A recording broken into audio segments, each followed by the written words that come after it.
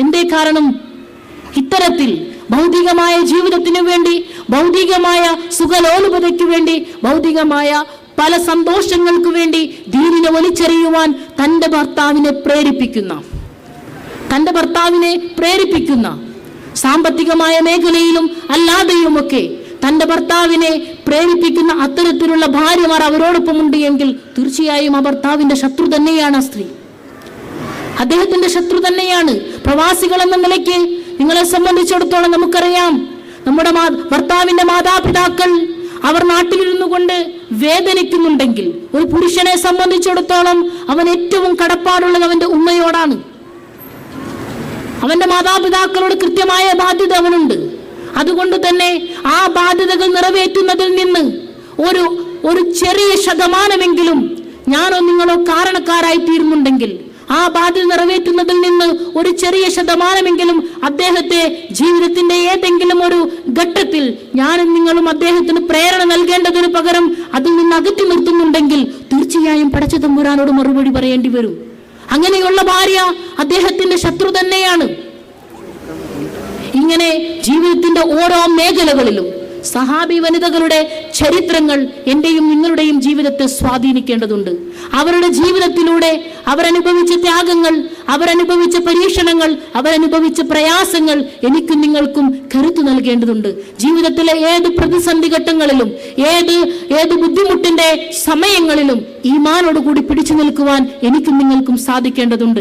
ഈ സഹാബി വനിതകളും ഇപ്പറഞ്ഞ ആളുകളെല്ലാം തന്നെയും അവർ അചഞ്ചലമായി ലാ ഇലാഹ ഇല്ലല്ലയിൽ വിശ്വസിച്ചു എന്ന കാരണം കൊണ്ടാണ് അവർക്ക് രക്ഷപ്പെടുവാൻ സാധിച്ചെങ്കിൽ, നാളെ പരലോകത്ത് അള്ളാഹുവിന്റെ വിചാരണയുടെ കോടതിയിൽ നിൽക്കേണ്ടി വരുന്ന സമയത്ത് സഹോദരങ്ങളെ ഒരു സംഭവം ഓർമ്മപ്പെടുത്തിക്കൊണ്ട് ഞാൻ അവസാനിപ്പിക്കുകയാണ്. നാളെ പരലോകത്ത് അള്ളാഹുവിന്റെ വിചാരണയ്ക്ക് വേണ്ടി കാത്തു നിൽക്കുമ്പോൾ ഒരു വിഭാഗം ആളുകളുടെ അവസ്ഥ എന്താണ്? അള്ളാഹു സുബ്ഹാനഹു വ തആലയെ കണ്ടു കഴിയുമ്പോൾ, അള്ളാഹുവിനെ നേരിൽ കണ്ടു കഴിയുമ്പോൾ വിശ്വാസികളായ ആളുകൾ ഈ ഭൂമുഖത്ത് അള്ളാഹുവിനെ ഭയപ്പെട്ടുകൊണ്ട് ലാ ഇലാഹ ഇല്ലല്ലയിൽ അടിയുറച്ച് വിശ്വസിച്ചുകൊണ്ട് അള്ളാഹുവിന്റെ മുന്നിൽ സുജൂദ് ചെയ്യുന്നതിന് യാതൊരു മടിയുമില്ലാതെ, അല്ലാത്ത മറ്റാരുടെ മുന്നിലും ശിരസ് കുനിക്കാതെ, അല്ലാത്ത ആരുടെ മുന്നിലും നേർച്ചകളും വഴിപാടുകളും അർത്ഥനകളും അർപ്പിക്കാതെ അള്ളാഹുവിൽ മാത്രം പരമേൽപ്പിച്ച തവക്കൽതു അലല്ലാഹ്, എനിക്ക് പരമേൽപ്പിക്കുവാൻ എന്റെ അള്ളാഹു മതി, എന്റെ ജീവിതത്തിലെ ഏത് പ്രശ്നങ്ങളും അത് അള്ളാഹുവിന്റെ തീരുമാനമാണ്, ഖദ്ദറല്ലാഹ് എന്ന് വിശ്വസിച്ച് ജീവിച്ച വിശ്വാസികളായ ആളുകൾ നാളെ പരലോകത്ത് അള്ളാഹുവിനെ കണ്ടുമുട്ടുമ്പോൾ, ഇന്നലെ വരെ റബ്ബിനെ കണ്ടിട്ടില്ല എന്നാൽ പടച്ച തമ്പുരാനെ കണ്ടുമുട്ടുമ്പോൾ ആ സമയത്ത് അവർക്ക് അള്ളാഹുവിന്റെ മുന്നിൽ ഈ ദുനിയാവിൽ അവർ ചെയ്തിരുന്നത് പോലെ തന്നെ അവർക്ക് സുജൂദ് ചെയ്യുവാൻ സാധിക്കുമെങ്കിൽ, മറ്റൊരു വിഭാഗം ആളുകൾക്ക് റബ്ബിന്റെ മുന്നിൽ ശിരസ് നമിക്കുവാൻ കഴിയാതെ, സുജൂദ് ചെയ്യുവാൻ കഴിയാതെ,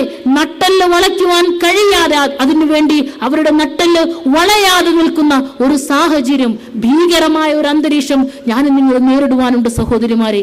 അതുകൊണ്ട് തന്നെ പരലോകത്ത് രക്ഷപ്പെടണമെങ്കിൽ ഇവർ ജീവിച്ച വഴികളിലൂടെ, ഇവർ താണ്ടിയ കല്ലും മുള്ളുകളുമുള്ള ഭീകരമായ പരീക്ഷണത്തിന്റെ വഴികളിലൂടെ സഞ്ചരിക്കുവാൻ എനിക്ക് നിങ്ങൾക്കും സാധിക്കേണ്ടതുണ്ട്.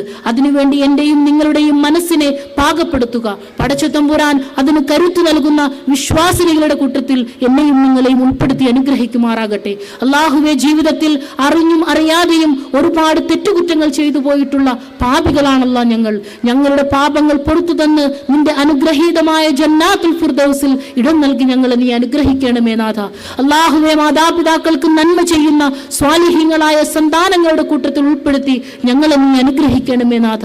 മനോവേദനയെയും ദുഃഖത്തെയും ദൂരീകരിക്കുന്ന നാഥ, മനസ്സമാധാനമില്ലാത്ത ഞങ്ങളുടെ പ്രാർത്ഥനയെ നീ സ്വീകരിക്കണമേ നാഥ. അള്ളാഹുവെ, യഥാർത്ഥ ഈമാനിൽ, യഥാർത്ഥ ഇസ്ലാമിൽ, യഥാർത്ഥ തൗഹീദിൽ അചഞ്ചലമായി ഞങ്ങളെ നിർത്തണമേ നാഥ. ഹൃദയങ്ങളെ മാറ്റിമറിക്കുന്ന നാഥ, ഞങ്ങളുടെ ഹൃദയങ്ങളെ നീ മാറ്റമില്ലാതെ യഥാർത്ഥ വിശ്വാസത്തിൽ അചഞ്ചലമായി